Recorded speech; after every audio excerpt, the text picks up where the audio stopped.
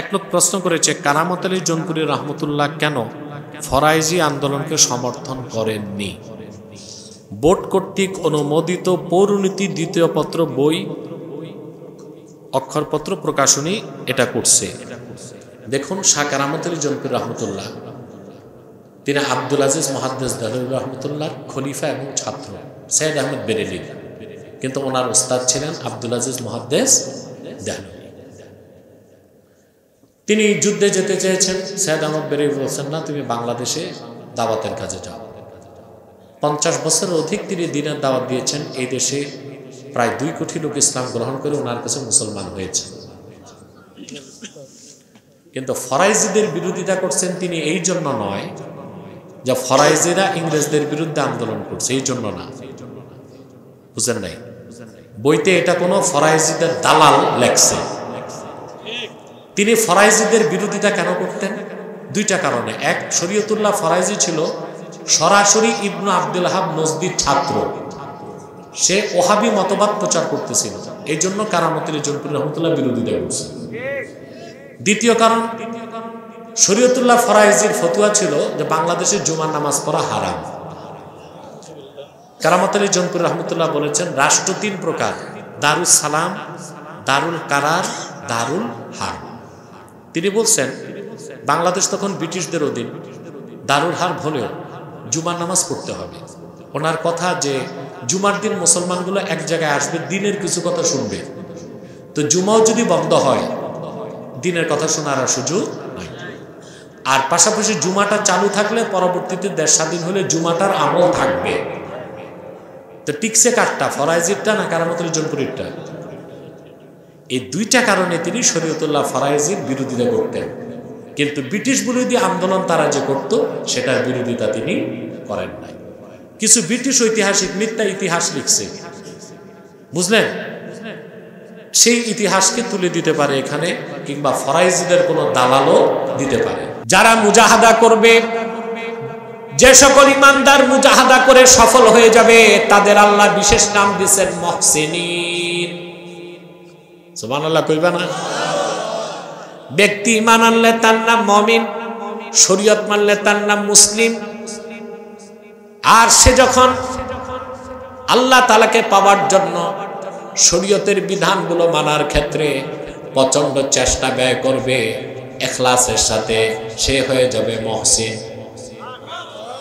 আল্লাহ ওয়াদা করেছেন ওয়া ইন্নাল্লাহা লামাআল মুহসিনিন, সর্বাবস্থায় আল্লাহ মুহসিন বান্দাদের সাথেই থাকেন। সুবহানাল্লাহ কইবা না?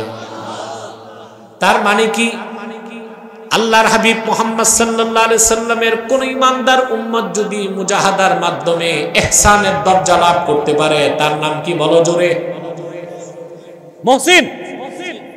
সেই মুহসিন বান্দাকে দুনিয়ায় আল্লাহ 4টা জিনিস দিবেন, আখিরাতে একটা দিবেন। দুনিয়ায় কয়টা?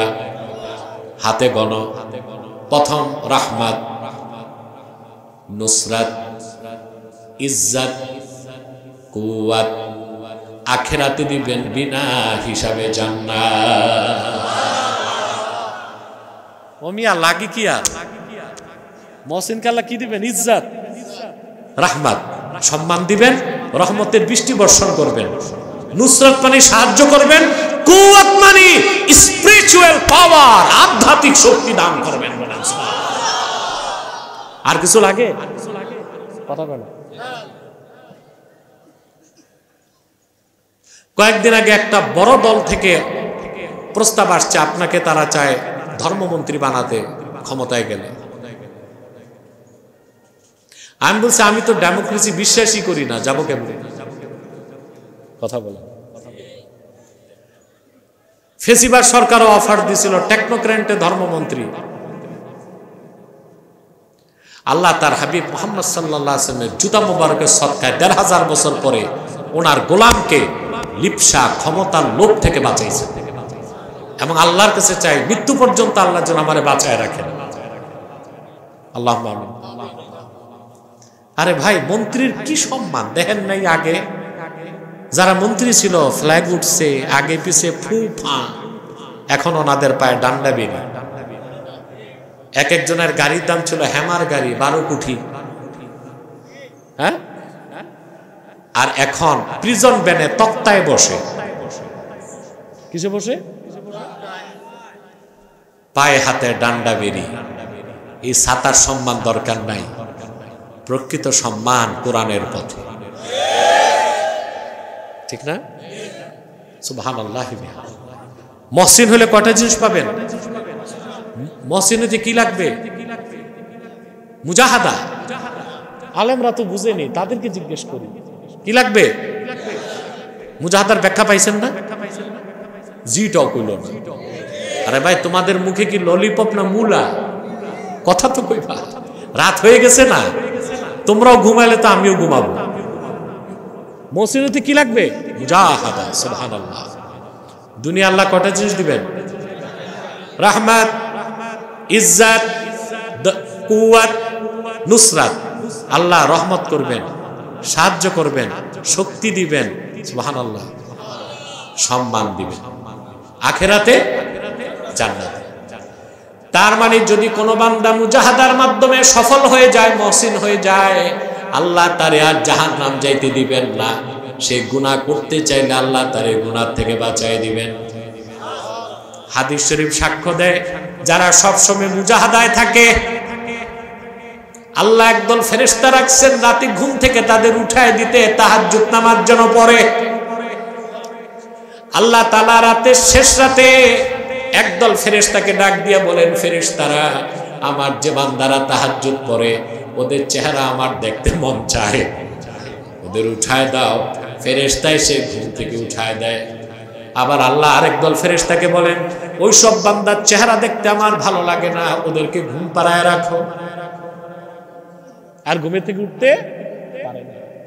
মুহসিন বান্দাকে আল্লাহ মদদ করেন যেন তার মাকাম না কমে। গুনাহ করতে চাইলে আল্লাহ তারে রক্ষা করেন। সুবহানাল্লাহ বলবেন না? এটা বুঝার জন্য কোরআন কারীম থেকে আমি একটা দৃষ্টান্ত দিয়ে তাফসীরটা শেষ করব ইনশাআল্লাহ, ঠিক আছে?